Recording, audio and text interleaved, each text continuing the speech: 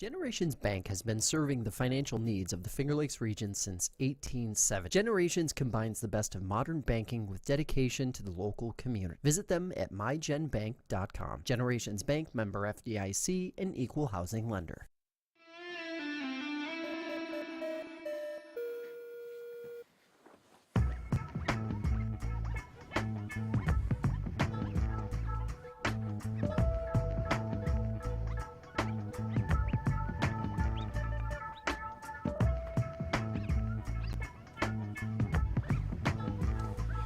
All right, everybody, welcome into Fresh Takes with Russo and Felice. I am Paul Russo, Nick Felice with me as always as well. We got some stuff to get to today, Nick. It's a nice Big Paul nice episode. thing when you know exactly kind of what direction we get to go down today. It's a big Paul episode, I would say. It's also Halloween Eve. You like your Eves, I am a big fan of the Eves. Not my favorite Eve, I will say. and we know that. New Year's Eve beats it. Your favorite, Thanksgiving Eve. No, that's your favorite. But it's an Eve of a holiday, and you got to respect it. So, I don't know about that. but it's a big Paul episode, so I'll just, Kinda. I'll give my opinions today, but you take over. It's only a big alleged me episode because, I mean, really the only true newsworthy NFL thing happened involving my team again. They're they're getting all the headlines. outside of that, it was like a pretty, I mean, there was excitement around the league, but everything kind of stayed chalk for the most part. I'd say, if anything, the only other excitement was the fact that I had a super dog pick be correct and went outright in our picks. But other than that, I mean, it was a pretty mundane NFL week. It ended up being a pretty, again, not saying like there wasn't any like headlines, but it ended up just being kind of a normal weekend of football. Like there wasn't anything super crazy in either college or the pros for the most part. I mean, there were some, like I said, there were things, but it's not like in terms of actual gameplay stuff and result-wise, it wasn't like it was like nutty or anything like that. It was just a quiet football weekend almost. Yeah. I will say the 1 o'clock games you were over Yeah. were pretty crazy. There was a stretch there where it's like, wow, there's not enough to show. I mean, they needed to throw the Octobox up there, Oh, yeah. I mean, at one point. the witching hour, yeah. Witching hour was pretty. It got, It was Halloween-esque. yeah. Witching, Spooky hour, spooky season. but obviously it wasn't the greatest finish of the night. Obviously, we'll get to your game in a second. Well, yeah. That was unbelievable. That was Hail Mary-esque, but it was an actual Hail Mary. So Well, you called it a Fail Mary just now. I called the Packers one a Hail Mary. Yeah. The Packers Seahawks replacement ref finale. Oh, yeah. That was the Hail Mary. I said it was like that, but it was an actual Hail Mary. But anyway, 1 o'clock games. The only bright spot about the 1 o'clock games, other than good finishes, was that my Giants didn't embarrass themselves at that time. Well, that's where, to me, the other main headline of the weekend, if anything, NFL-wise, maybe Lays, right? I mean, Cleveland winning outright against Baltimore. You called it. I did, one of the few. You weren't confident, but Well, it was just one of those things where it's like Baltimore's it was a trap spot more than anything else, right? I mean, classic, false sense of security type thing, right? I mean, I don't know. It depends how the lens you want to view it through, more than anything else with that game. But not to go too much into like the picks for the weekend, but it definitely made me kind of question which way I want to go with the teams this week, in particular. So I don't know, but yeah, I mean, like I said, there were a couple other things too. Like we had a couple walk-off field goals again this week. Chiefs win again. Kind of. The other interesting part too, right, is like, how much do we weigh the Packers again now with Jordan Love getting hurt again? Doesn't sound as severe, but sounds like this weekend's probably, X'd for him. We had a quarterback quit. Yeah, and that's an interesting thing too. I don't know how to approach the situation with the Colts at the moment. I only say it because even before we went live, there was more kind of news surrounding that, how like players didn't even learn about it from the team. They learned about it on social media that the change was happening. Also sounds like this isn't a 1-week deal. It kind of came out this morning that it sounds like Flacco is actually the QB1 on the depth chart going forward. So Makes me want to play Pittman. it sucks for Richardson in the sense that I go back to something I brought up a few weeks ago when we were talking more about Jayden Daniels, actually. And it's funny how it's tying back to him in a way. But, it's a conversation we've had on here a little bit, off air a little bit. But these young quarterbacks, if you don't give them time to develop, you're going to get screwed, more or less. And Richardson misses, more or less 80% of his rookie year last year, right? Whatever percentage you want to call it that, but he misses a big portion of his first year. Clearly, you can tell that made a difference this year. And through the course of everything now, through his own actions, let's not get this twisted either, right? His own actions, but also, frankly, in my mind, the team needs to be held a little bit accountable here too on the Colts as an organization, right? Now you're put in this more or less impossible spot of you go out and you, at the moment, looks like you wasted a high-end first-round pick on a guy that you've, at least to the surface, looks like you've given up on. He's not the only quarterback the team's given up on. We had a couple benchings recently. We've actually had a lot of benchings lately. Will Levis, Justin Fields, technically. Yeah. Again. Wow. And the worst part about that, right, is the Steelers are using the guise of an injury to say it, which is, it sucks, but whatever. The Steelers are lucky they have a great defense right now where they can actually win football games compared to some other teams, This was the first weekend, not to go too far off the map and rails with it, but that offense actually looked decent. Looked with Russell. It was the first Russell-led offense in a few years that's actually looked pretty. He's a better. All things considered, look good. I mean, we learned this from Rodgers. Just because with age doesn't mean your arm accuracy. A lot of times it's the lower body. Yeah, he can't run as much, and that was a big part for Russell. And it is, but his arm's still there. Yeah, and he's always had a way better arm than Justin Fields probably will ever have, and so if your guy has George Pickens on your fantasy team, you can do a lot better with Russell Wilson. That's how I feel about maybe. I don't. It's like Joe Flacco. Old, no chance he's running, but he can still throw the ball. It's not like Flacco could run really in the first place anyway. No. Let's not lose sight of that. No, but they're better off with Russell Wilson, in my opinion. Yeah, we differ there a little bit. I don't know. I don't think the gap is all that big. Mike Tomlin on the hot seat. It's just more the principle of it. For being this alleged championship organization that they haven't won one in 15 years. Easy. So. We don't want a third straight F-bomb. I don't care. I did not say an F-bomb. The pod is still young. Thanks for the reminder. Let's get to that late window. We've already crept up in it. Let's talk about the game. The game. Well, the only other game I want to talk about late window-wise is probably the Buffalo-Seattle game, and it's for reasons that did we buy too much stock in Seattle at the start of the year that we think now?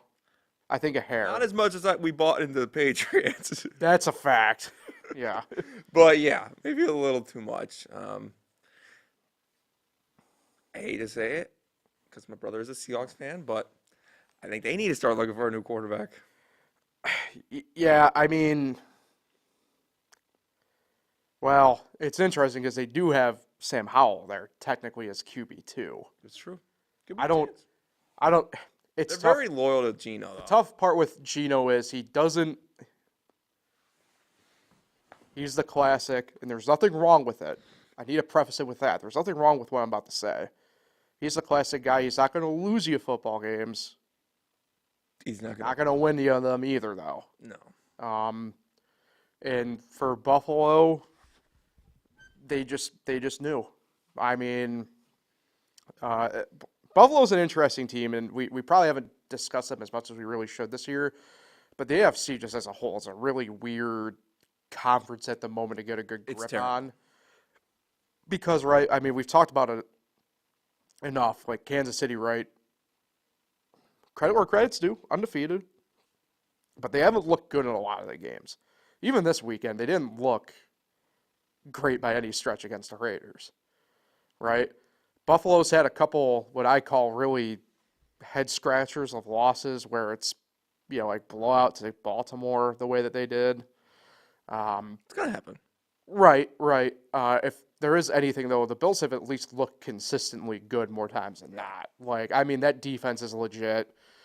The offense, it's weirdly making sense. I don't want to make it sound like I don't think it's not going to work at any time coming up, but, like, they're making it work with what they got, and it's kind of crazy because Amari Cooper only had 1 reception for 3 yards, I think it was. I didn't even know that. Something like that, against Seattle. I think it helped, though, especially in the second half, just the way the rain was, that you didn't. And they were winning by a lot. Yeah, run the ball. you're probably going to sit the ball a little bit more like they did, so it helps. But, like, that's a really good offense, too, man. Like, it's one of those things where, to me, I view the Bills as probably being the best team in the AFC, just collectively. Can't buy into Baltimore just yet. They're going to – we know how I feel about them in the grand scheme of it, but – really,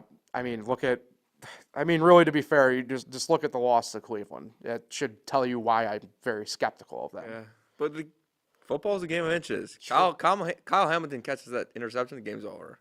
We're talking. Right, but there's also a few different wideouts too that we're talking about here. That if they were to have brought in catches and stuff like that, we're probably talking about a completely different outcome. But they do bring in Deontay Johnson yesterday. Not well reported. Yes, not technically official. Really? Well, it is, but it's one of those things where it's just like the NFL's weird. How it's like it gets reported and then technically it goes official like 2 days later. It's really weird. Yeah. Remember how that happened last week with DeAndre Hopkins? The trade didn't become official technically until Friday. Yeah, It's just like really weird. And I hate when that breaking news comes up. It's official. Yeah. It's not really we knew that. Yeah. But you're saying the Bills are the best, but is the Chiefs still like until proven they lose? I think we'll find out for sure in 2 weeks, luckily, because Kansas City comes to Buffalo, and I guess not even 2 weeks, really. Technically, it's 10 days. Interesting. So we'll find out then. You going to the game? No. Are you? Yeah. Let me get my Georgia Brett jersey. That's an interesting choice. No, I mean, the AFC is terrible. Yeah. I said it earlier. Yeah. I'm going to say it again. They're not the worst conference in professional sports right now. I think that's the American League in baseball. But the AFC football is the second worst in all of the 4 sports right now. And I know we just had a equinox the other day. You haven't been paying attention too much to the Western Conference of the NHL, have you? It's pretty bad. I was about to say that. That one's bad, too. That's underrated bad. You got some bad teams there. There's some good ones, but that's how a bad conference is. There are some good teams. The golf is big, yeah. Well, the thing is, a game is played. I know football you can tie, but majority of the time it's a winner and a loser, so someone's got to win.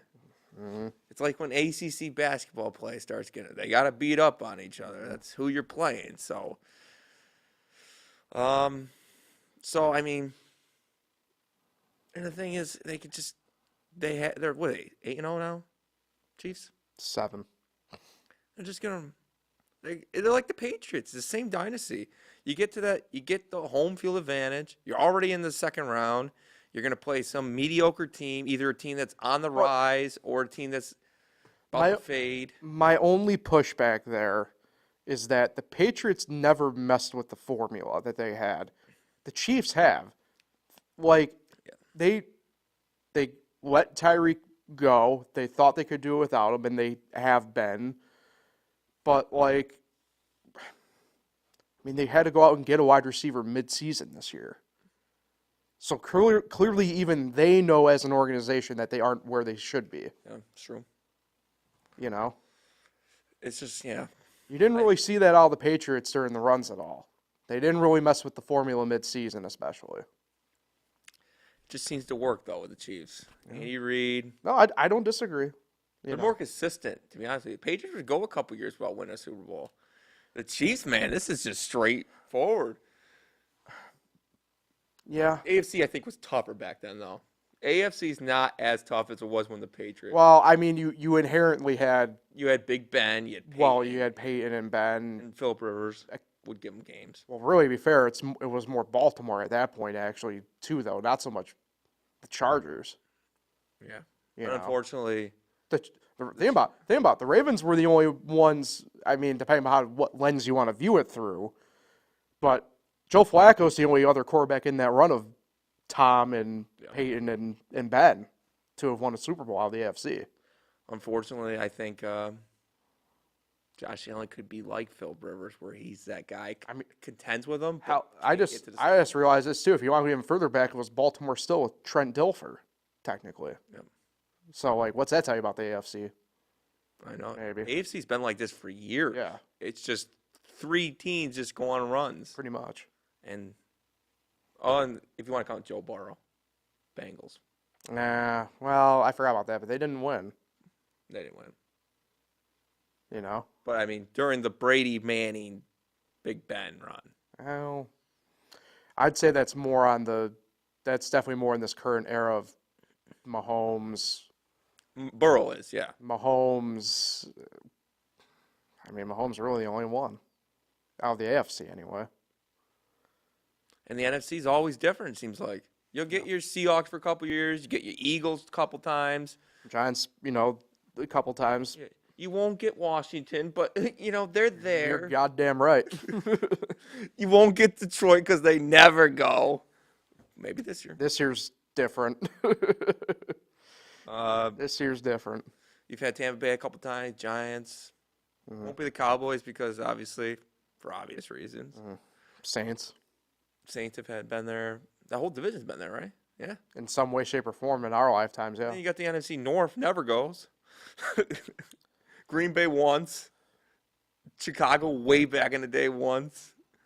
Minnesota's probably been the most consistent team out of that group, and they've actually never made a Super Bowl in our lifetime. No. That's the wild part about that. And that's the best division football now. In some opinions. Yeah, probably. Probably, yeah. Yeah, speaking of the North, let's get to it. We've spent enough time talking. Hail Mary. My gosh. The wild part is, it's kind of funny, and I don't know how you kind of feel about it in this sense, but it's pretty funny, the discourse around it, where it's like, the Bears blew it when, in actuality, Washington was in control the whole game, and then second half, just the defense kind of just ended up breaking a little bit, and next thing you know, one big play from DeAndre Swift, and the Bears fumble at the goal line with an offensive lineman in as a runner, and then come back right down again and stuff it in. Washington was really the ones who blew it, and then it's kind of funny. I was wearing my Commander's hoodie the past couple of days. Today, on Wednesday here, I haven't had to because it's nicer than whatever out, but I'm in Sauter's yesterday, and guys, like, Commanders fan, you guys got lucky on Sunday. I'm like, I'd rather be lucky than good. That's what it means to be in the win column. Guess what I'll take. Excuse me, sorry, but I just can't shake this portion of the cough, man. It's bad. But anyway, it's just one of those things where it was crazy. On the Washington side of it, which is where we'll begin, everything worked out the way it was supposed to on their end. From who was in the skirmish to, it's kind of funny sometimes, the people who watch football but don't know football, they're lucky to have Noah Brown be there to catch it. I'm like, that's part of the design. You have a guy up front and you have a guy in back. For their purposes, if it gets tipped, they know to go after it. So it's pretty funny that people think that he was just there to be, not be there. I'm like, no, that's by design. You have a guy there to be there in case it ends up like that, And then on the Bears side of it, The cornerback. yeah, I just What's your thoughts on that? Look, I don't mind if you're going to chirp. I don't mind it. You just got to be able to, one, back it up, but perhaps more importantly, especially in that moment, you got to know what you're doing, dude. Like, you can't forget what your job is.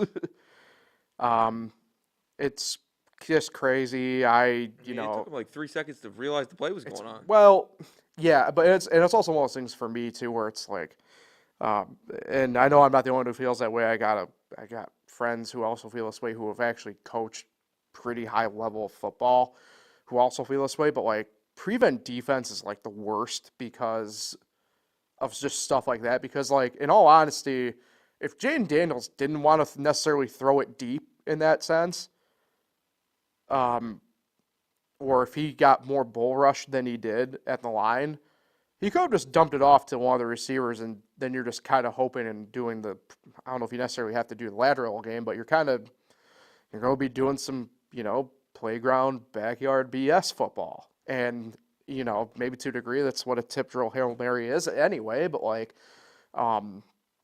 it's just one of those things where I hate the prevent because of stuff like this. As I jokingly call it, prevent's where you prevent yourself from getting the win. Yep.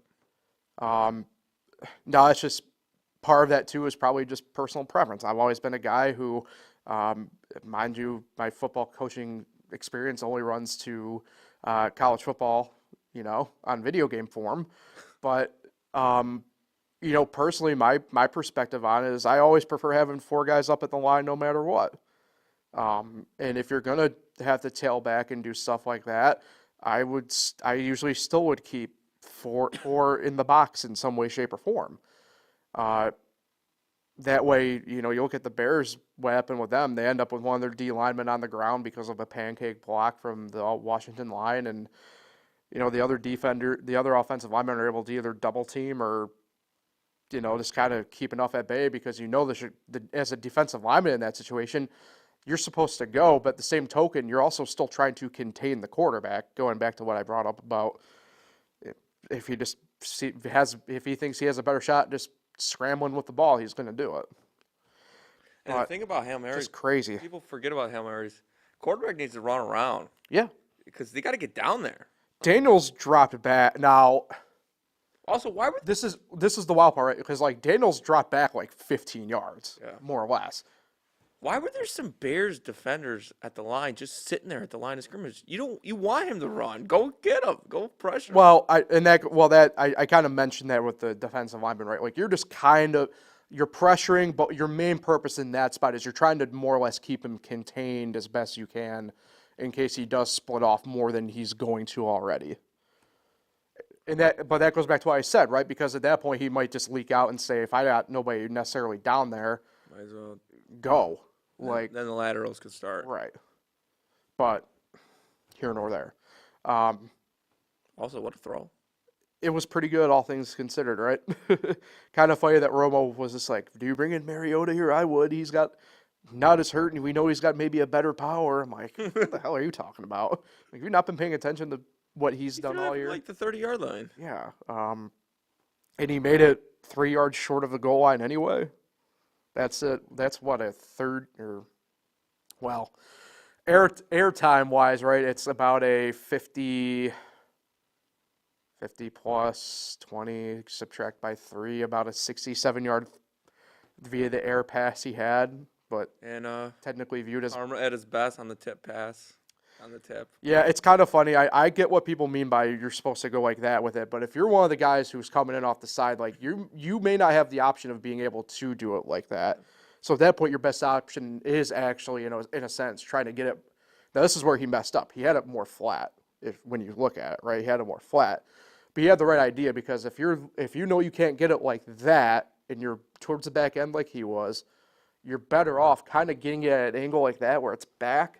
I'm trying my best to kind of show it here, to where it will go down, but just behind you, as opposed to, unfortunately, like he did, where it just kind of kept it up. Also, Noah Brown, very nonchalant Hail Mary celebration. I don't. He was in shock. I think you could tell initially the first couple reactions from people were shock. I mean, even Jayden Daniels was kind of like, You could see even he was like, wait, he caught that? Like, and then everything just went crazy. It's different on TV, right? When you're watching on TV, I mean, when he caught that, I legitimately ran around my house. Like, I was just like, I was shocked. You said shocked. I'm stunned. Like, I was just like, I'm not going to say the lines I was saying, but it was more or less, oh my God, with a couple other words mixed in. I was stunned. It was good. NFL product has not been great, but Yeah. it was good to see It's not like that game was great by any means. but it was good to see the two top picks, Mm-hmm. the rising stars of this league, play a good game like that. Yeah, there was a lot of Bears copium going on in that game, even post game. Shout out to my man Ryan Poles. Yeah. Stay safe. Look, they do have something good building there. Yeah. But like you can tell where there's still some noticeable holes they got to figure out. They were the worst team last year. Or No, they weren't. No, they weren't. one of them. The worst team last year is still the worst team this year. I don't know. Let them play the The Titans. Dallas Cowboys. No. Carolina. They are bad, though. Carolina Panthers. Let them play the Titans, man. I think they're pretty bad. Well, speaking of that, let's get to our picks. Okay. I don't think I did good last week. You went 11-5. Oh. The issue is it was not as good as me, who went 12-4. Ooh. What's the score? So now I got the one-game lead, 71-52 to Oh, we were tied. 70-53. So All right. there were a couple key games last week. The obviously one was Cleveland over Baltimore, but there were a couple others. Monday night, for example. Or no, we both took Pittsburgh. Sunday night, apologies. Sunday night, I leaned Dallas just because of the health questions for San Fran, and It's a mistake you will never make again. yeah, it's gonna have to be the right situation, I think, to take Dallas from here on out. I feel. Look, do I think he's even the coach he once was 10 years ago? No, but like, I feel bad for Mike McCarthy because like I don't know what else he's supposed to do at this point. Like there's just fundamentally issues going on Same in with the Dallas. Jets. There are fundamentally issues going on. The Jets are the Jets, though. Like Dallas, this is a team, right, where they were supposed to. This was the step year, Yeah. and like there's just fundamentally issues They there. fell down the stairs. Yeah. Yeah, there's just Who's on the bye? a lot going on. So 2 teams on the bye this week, Pittsburgh and San Francisco. So 15 games to pick from this week. So we'll begin Thursday night with the aforementioned Jets being a part of this one. They host the Houston Texans Favored. in MetLife Stadium, favored by 1.5. Why? I don't know. Here's my why. My only guess, and I don't even know if it's accurate in this process, is the fact that the Texans just are -2 receivers, or like, I don't know. There was rumors they should have gone after Johnson, and they didn't get him. Ravens did. I just don't know, even with Diggs out, if he ends up officially being out, Collins out, I would still have them favored in my mind. That's why I'm taking the Texans here. I just don't see it. Yeah, my guy Joe Mixon's been killing it for my fantasy team this year. I have them in the fantasy week too, but my main thing is like, and this is where the Jets and Dallas are similar now for me. It has to be the right situation for me to trust them now to take them. I don't see it. I don't. I will take Texans. Yeah, Also, I think it's time for Zerline to hang it up. well, they put him on the IR today, which is, Interesting. yeah. I mean, think part it's of me, I don't doubt that he's not hurt, but it's like, I think it's the end of him. yeah, it's kind of crazy. All right, first of the Sunday games, we get to the early window. New England at Tennessee. Tennessee's a 3.5-point favorite at home. Ugly game, but real quick on kickers. Yeah. I think Justin Tucker's starting to fall off. I mean, you finally came around to what I've been saying He's just all not. year. He's not as good anymore. Yeah. This game, I will find anything in my power to not watch this game. Red Zone says otherwise, depending upon what happens. No, they're not going to show it. I promise. First 1 to 10. I'll take the Patriots. So I'm on them as well. I'm not a fan of it, but like, How many people are going to be hammered at that game? you might have to be hammered to just tolerate that game. In Nashville? Hopefully it's nice out. Yeah. Yeah, I don't know. That's just there's a couple of rough ones this week, if I'm being totally honest. It's the football. It's NFL. Yeah, but like I mean, like pick wise, it's just like oh gosh, just like gross. Move on. New Orleans at Carolina. Carolina a touchdown underdog at home. Now Derek Carr is supposed to be back this Okay. week. Preface it that way. He's supposed to be back All this right, week. then New Orleans. Yeah. I was thinking Carolina for a second there. I was too this morning, and I had to double check because like I saw the line. I'm like, damn, that's a lot if Derek Carr's out. Like, And Rattler is Rattler. yeah, or Talk about falling off after the because first he 2 did get weeks. pulled. It was weird though. They pulled him when he was 7 for 14 with like 100 something yards. I'm like, that's an interesting spot to pull him. They've fallen off after that 2-0 start. Yeah. Well, I mean, you lose Derek Carr to injury the way they did. I mean, it's understandable. Denver at Baltimore. Baltimore's 9.5 point favorite at home here. Now, because on this side we pick straight up, I'm taking Baltimore. If I'm betting though, I think you have to lay the 9.5 with Denver. Like, Without a question. yeah. And that's why I'm going to take Denver money line. Are you really? Yes. All right. They sold me last week. You know, Bo Nick's not that bad. Well, it's not so much the offense for them. That defense is legit. They are now officially the number 1 defense in the NFL after this week. I understand They're legit. Baltimore's looking to bounce back. Yeah. But Denver, kind of sneaky good. I don't think it's sneaky. I think they are good. Now there are again, there's some holes there, but like they're legit. Like 9.5. Kansas City can't take them lightly in the second half. 9.5 is disrespectful. I agree with that. Vegas at Cincinnati. Cincinnati 7.5 point favorites. Cincinnati. I went Cincinnati as well, but it's kind of similar. They got to stop losing. So that's why I'm about to preface here with this. I would probably take Vegas getting 7.5 if I'm betting it though. They got to Cincy, if it wasn't for the fact they're playing Vegas, Cincy for me this week would be in the Jets and Cowboys territory for picks for me at this point.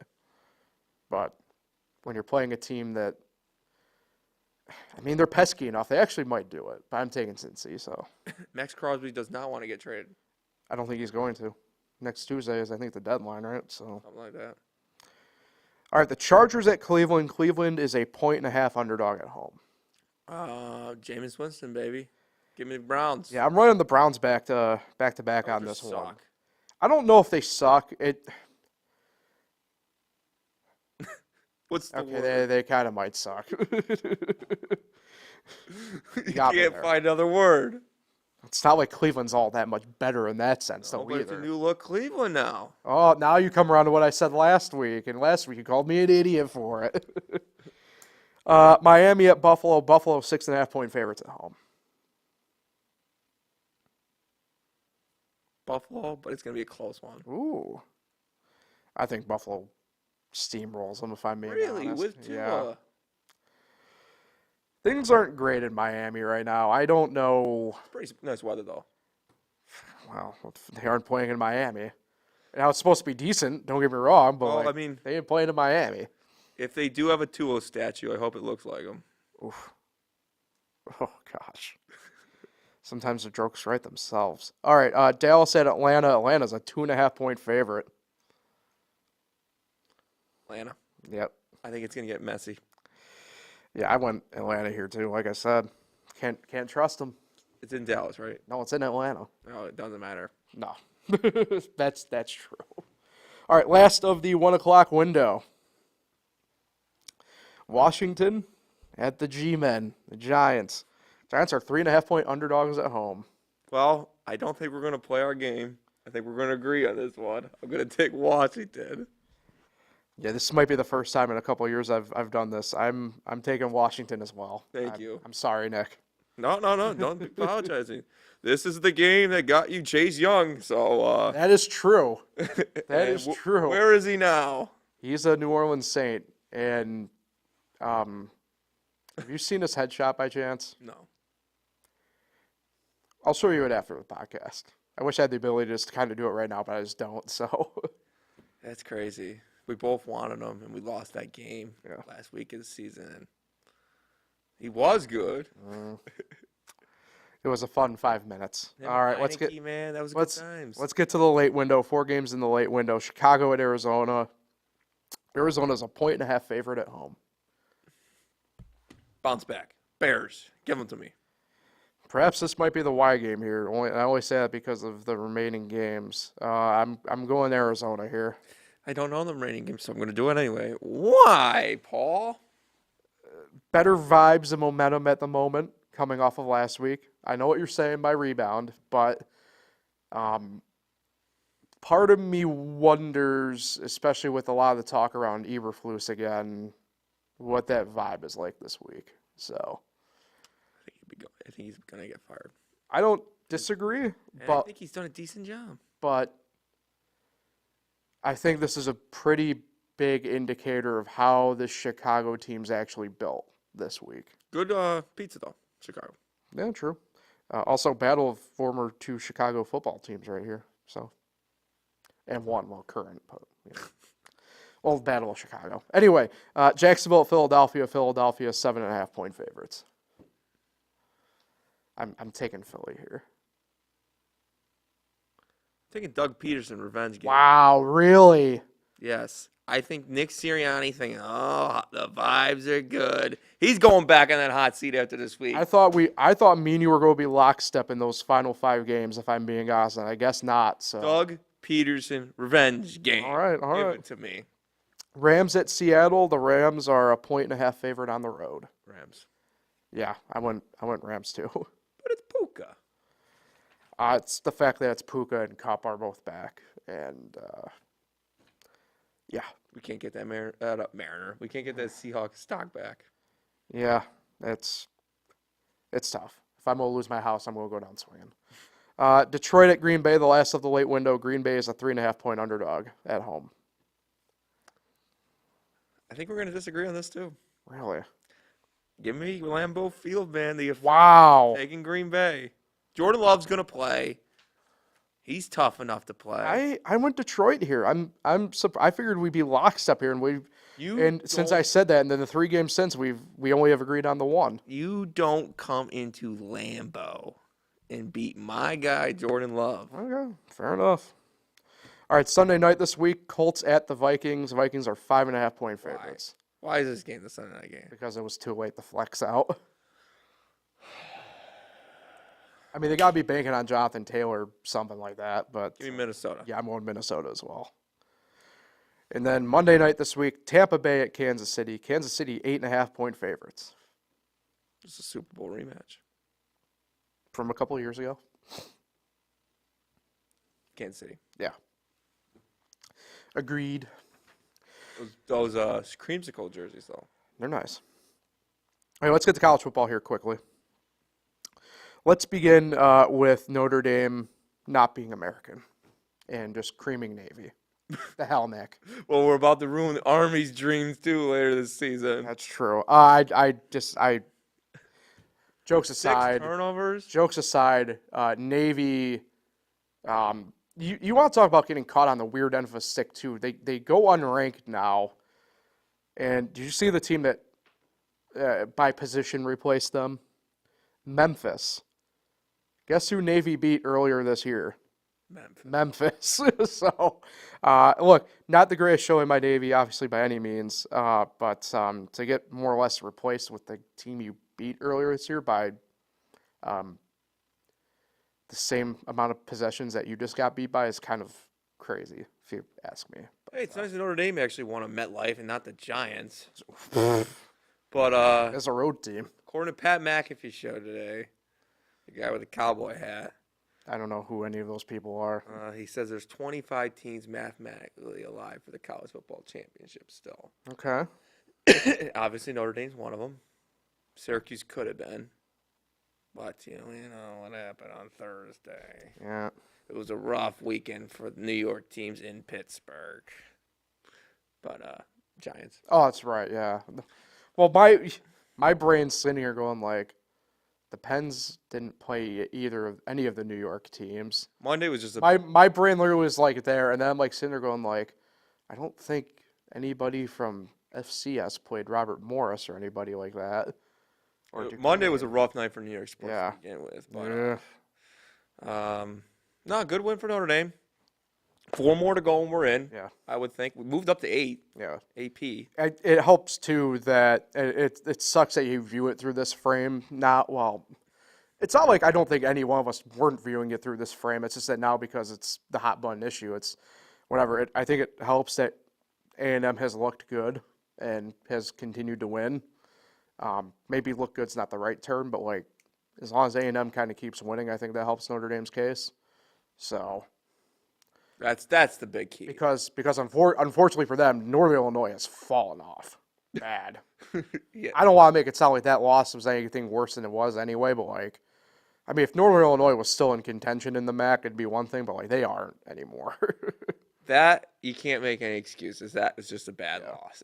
It happens sometimes. You know, we get a little distracted because college football, you got to go undefeated. Now you got a 12-team playoff. You don't really have to do that. It happens.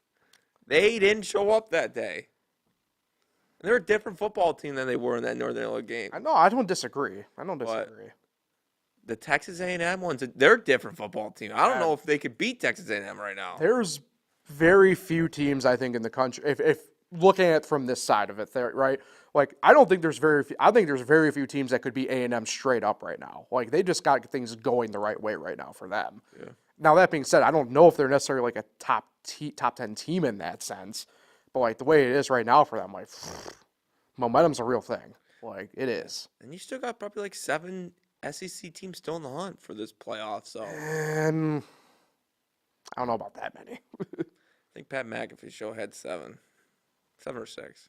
Can't remember. They had a bunch. Well, Georgia, A&M, Alabama, Alabama. Texas. They still have Alabama up there. I can't remember. They still have Alabama up there. They had some 2-loss teams in the conference. So they still have Ole Miss in there then. Yeah, they did. Oh, They had Ole no, Miss. Yeah, they were a good no. team. So Alabama's definitely in there. The 4 SEC well, wait. The rest There's of only 4 of them to me that I think have it. the other 3 conferences, I think they had 4 teams each.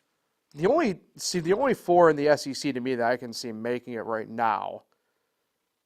Missouri. No. Tennessee, Georgia, A&M, Texas. Because LSU's got 2 losses now. Right? Yes. Yeah. Yeah, I just don't see a 2-loss team getting in there.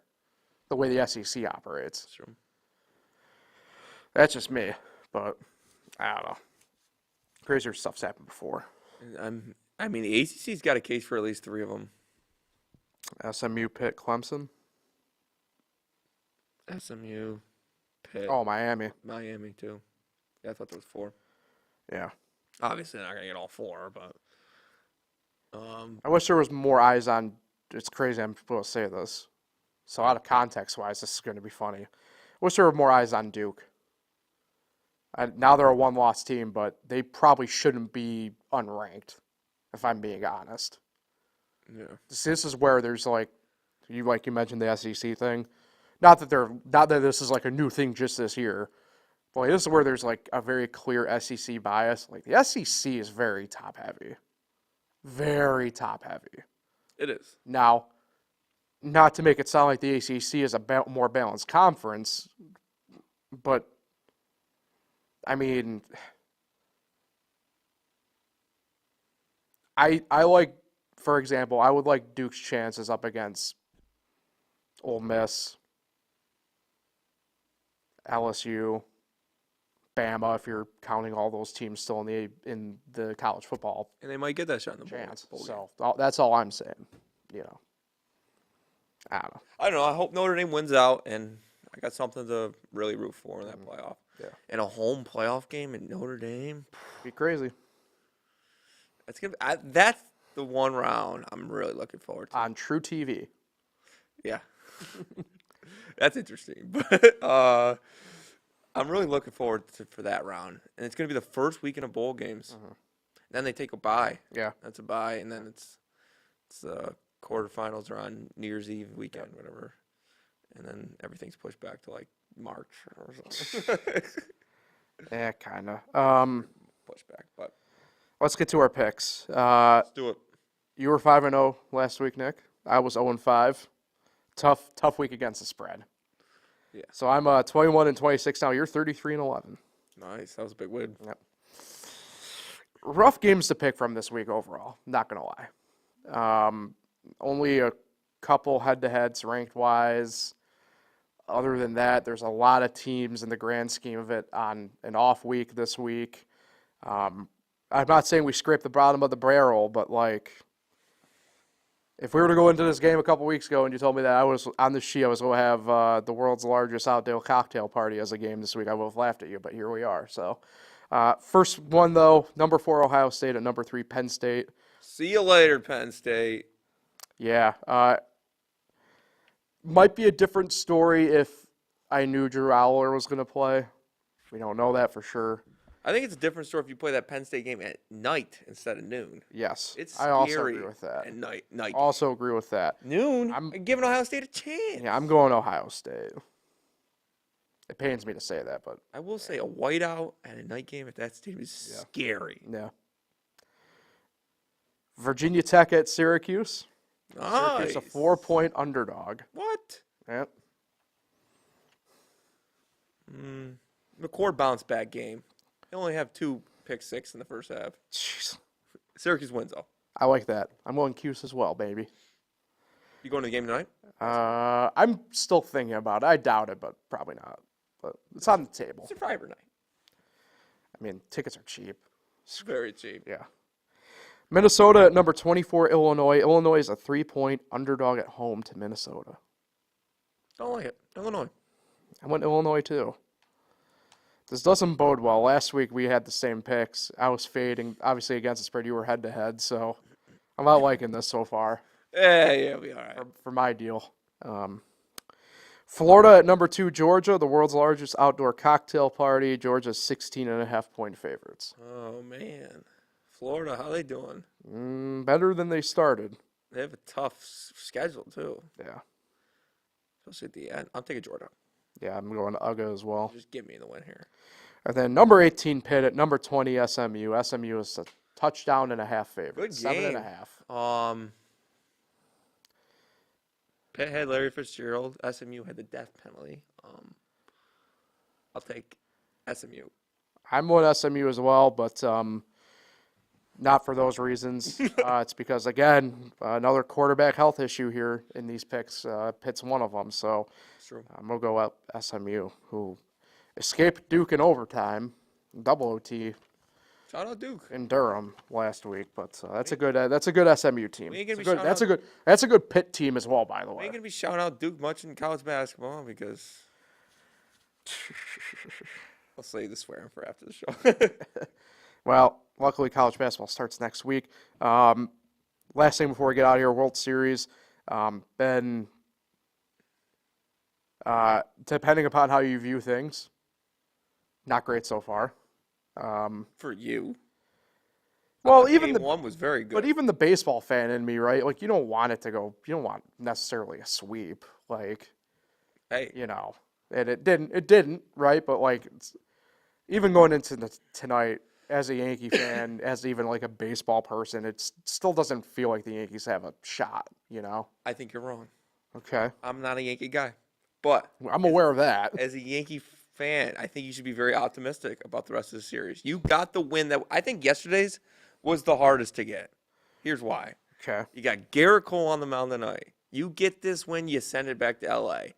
All the pressure's on the Dodgers in Game 6 because you don't want to go to 7. You go to 7, anything can happen. If they beat the pressure Dodgers in Game 6, then they're in Game 7 and anything can happen.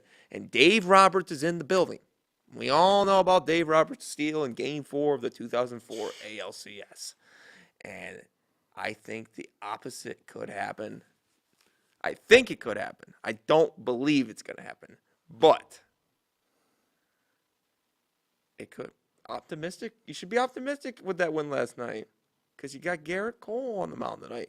And you know for damn sure Garrett Cole's going to be pitching Game 7 if they get there. You know that, right? I guess. Well, they have 12 pitches. They only used 88 in the first game. I mean, they got 12 to use, so. No, all I'm saying is I don't know. They'd be on short then- rest, so Garrett and Shohei Ohtani pitching Game 7? Shohei can't pitch. No, good win. Fans a little ridiculous last night grabbing Yeah, Mookie's glove. I don't. So, look, I'm not going to sit here and act as if the collective fan base of the Yankees is saintly by any means, but the way the general fans are acting towards the Yankee fans all of a sudden is laughable to me. Like, and I always say this because, like, we have Red Sox fans who have thrown food at players before. Braves you know. fans in the 2011 Right. inaugural wild card game. Yep. Dodger fans, which is very funny, the Dodger fans kind of forget that, like, their fans have actually murdered people before in their own stadium. That was So I'm not condoning the act, but let's not act as if every fan base isn't psychotic in nature by any means. I don't know. It's just like they got to be banned for life. Like, what are we doing? Like, and this is where I think a little bit of it, I think, is people were just wanted to be the first to have the click, right, of, like, the news of it. I don't think the Yankees were going to be letting them in tonight. Like, I don't know about beyond that. I'm not going to disagree beyond that, where it probably is ridiculous that they're going to be allowed to be back in general. Don't get me wrong, but I think there was probably a bit of an overreaction to probably something somebody heard and they ran with it. Do they really remember you years past? You know, Dolan kicked out some. Well, he kicked out some fans one people time. brought that up, right? Is the fact that Are those people still banned? MSG has the facial recognition thing, right? I don't know if Yankee Stadium or what other venues have that technology. I don't know.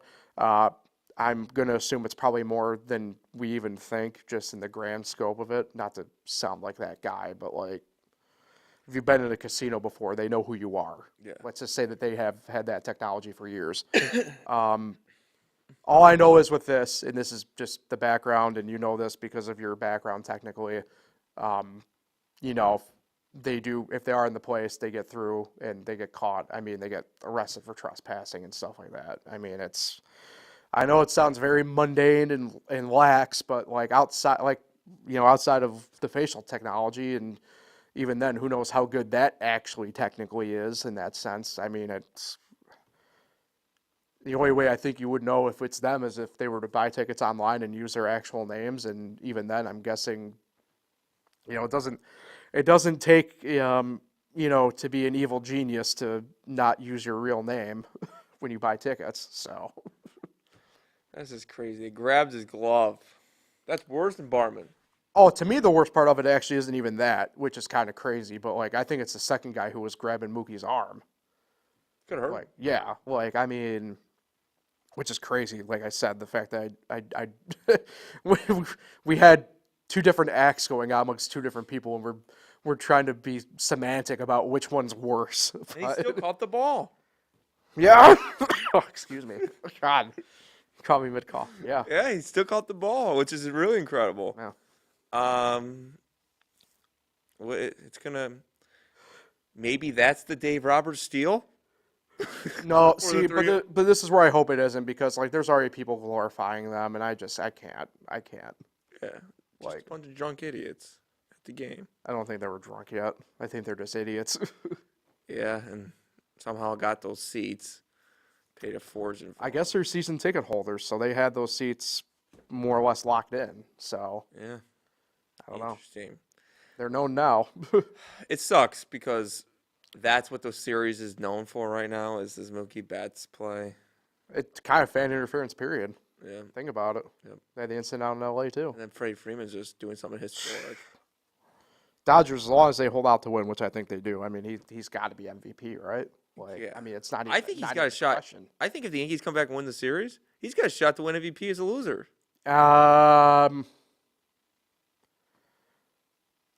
Maybe. I think it depends for the Yankees who consistently is there, though.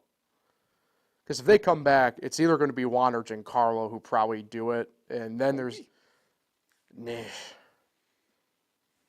or Rizzo. Rizzo's an interesting one, but it all depends. But going back to Game 1, though, that's what sports is all about. Those type of moments. My God, it was like almost identical to the Kirk Gibson home run. First ever walk-off Grand Slam in World Series history. And- walk-off grand slam than we saw? Jacob Stallings? But you're saying was it better? Yeah. No. No. Come on. Well, Edwin Diaz? for history, it's better, right? But I don't know. It's tough. For the personal element, it's tough because just like being in person for that was nuts. So like, Yeah, but no, that's one of the. It's new in our minds, but that's one of the great home runs in the history of that game. oh, for sure. It's yeah. Why did he put Nestor in there? Yeah, I still don't know.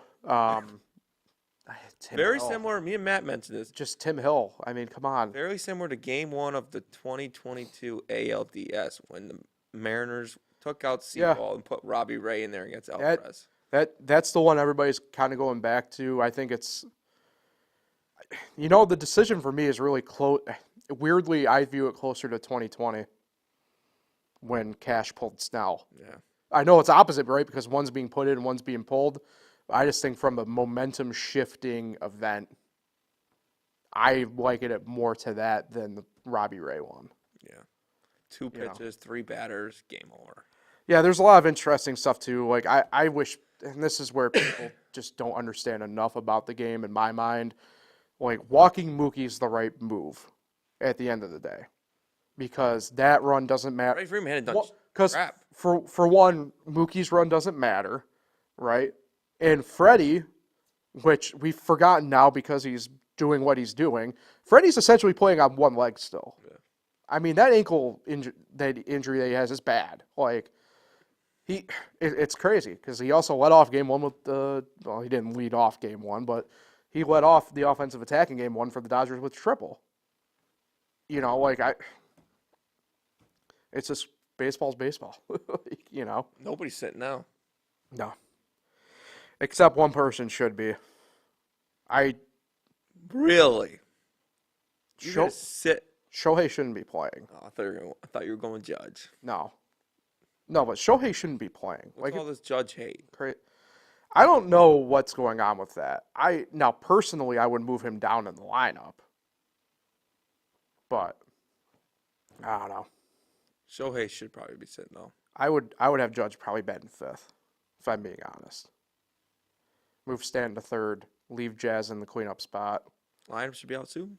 Yeah, I think they're already out. Judge 3rd. Either way, yeah. I mean, come on. It's Game 5. They're not gonna change anything up now. All right, that'll do it then for today. I'd say. Have a great Halloween Eve. Yeah, you too. Speaking of you too, Nick, who you shouting out this week? You too, good band. I hate you too. I hate Bono. I'm shouting out my Uncle Jay. Happy birthday tomorrow. Oh, Halloween birthday. Ooh, spooky. Yeah, a little spooky. Yeah, shout out Uncle Jay, Justin Kiefer's father-in-law. Way to nail the dismount. Yeah, shout out Uncle Jay. All right. Happy birthday. Happy birthday, Uncle Jay. In Ohio. All righty. That'll take care of Fresh Takes for today. Appreciate everybody for tuning in and listening. We'll be back at it again next week. Enjoy the week, everybody.